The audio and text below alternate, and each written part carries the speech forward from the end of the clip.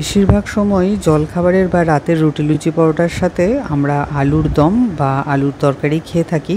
তবে একঘেয়ে আলুর দম বা তরকারি কারোরই আর খেতে বেশি দিন ভালো লাগে না। তাই আজ আপনাদের সাথে একদম অন্যরকম একটা আলুর দমের রেসিপি শেয়ার করব, যেটা রুটি লুচি পরোটা থেকে শুরু করে ফ্রাইড রাইসের সাথেও খেতে খুবই ভালো লাগবে। আর যে কোনো পুজো আর্চার দিনে আপনারা ঠাকুরের ভোগেও এই আলুর দমটা দিতে পারবেন। নমস্কার, সিম্পলি রুটের চ্যানেলে সবাইকে স্বাগত জানাচ্ছি। আসুন তাহলে আজকে রেসিপিটা দেখে নেওয়া যাক। এই রান্নার জন্য আমি 800 গ্রাম মিডিয়াম সাইজের আলু নিয়েছি। আলুগুলোকে আমি 1 চামচ নুন দিয়ে প্রেশার কুকারে মাঝারি আঁচে 2টো সিটি দিয়ে নিয়েছি। খোসা ছাড়িয়ে নেওয়ার পর এবার কাঁটা চামচ দিয়ে সব কটা আলুর মধ্যেই আমি একটু ফুটো করে নেব। এতে মশলাটা ভালো করে আলুর মধ্যে ঢুকে যাবে, তাতে খেতেও ভালো লাগবে। প্যানে দিয়ে দিয়েছি সাদা তেল, আপনারা সর্ষের তেলও ব্যবহার করতে পারেন।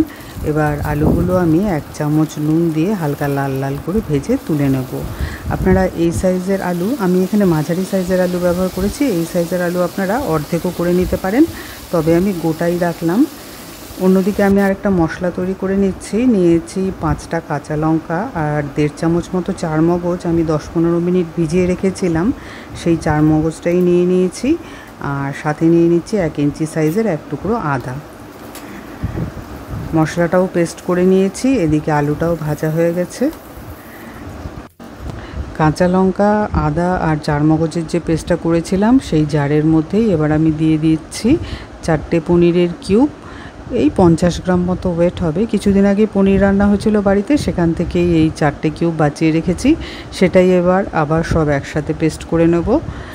ওদিকে প্যানের মধ্যে যে তেলটা রয়ে গেছে আলু ভেজে নেওয়ার পর, সেই তেলের মধ্যেই দিয়ে দিয়েছি একটা ছোট সাইজের ক্যাপসিকাম আর একটা মিডিয়াম সাইজের টমেটোটার ভেতরের দানার অংশটা আমি বাদ দিয়ে দিয়েছি। সামান্য একটু তেলে নেড়ে চেড়ে আমি তুলে নিলাম।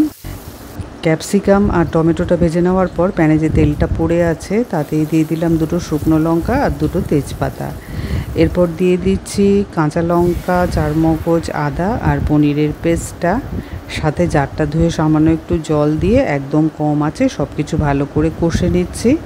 সাথে দিয়ে দিচ্ছি 1/2 চামচ নুন আর 1 চামচ চিনি, তবে নুন আর চিনিটা কিন্তু পরে চেক করতে হবে। সমস্ত কিছু আবারও একটু ভালো করে নেড়ে চেড়ে নিয়ে একটু চেক করে নিচ্ছি নুনটা কম কম মনে হচ্ছে, তাই 1/2 চামচ নুন আবারও ব্যবহার করলাম। এবারে আমি ভাজা আলুটা দিয়ে দিচ্ছি। কম আঁচেই আলু শুদ্ধ সমস্ত মশলা ভালো করে একটু কষে নিতে হবে নেড়ে চেড়ে মিনিট 5। আলুটা কষাতে কষাতেই আমি আরেকটা মশলা তৈরি করে নিচ্ছি। কড়া বসিয়ে দিয়েছি গ্যাসে, তাতে দিয়ে দিলাম 3টে শুকনো লঙ্কা, 3টে এলাচ, 1 ইঞ্চি সাইজের 1 টুকরো দারচিনি আর 2টো লবঙ্গ।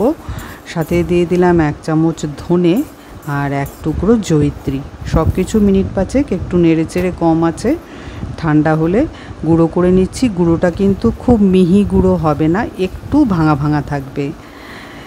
আলুটা ভালো করে কষানো হয়ে গেছে, এবার এই মশলাটা যেটা এখন করলাম সেটা আলুর মধ্যে দিয়ে দিচ্ছি। এবার সব কিছু আবারও কম আঁচে আলুর সাথে একটু নেড়েচেড়ে ভালো করে মিশিয়ে নেব। সব মশলার সাথে আলুটাকে ভালো করে নেড়েচেড়ে কষে নিয়ে এরপর আমি দিয়ে দিচ্ছি 1/2 লিটার দুধ দেওয়ার পর গ্যাসের ফ্লেমটাকে মিডিয়াম করে দিয়ে আমি প্যানটাকে মিনিট 5 জন্য ঢেকে দিচ্ছি।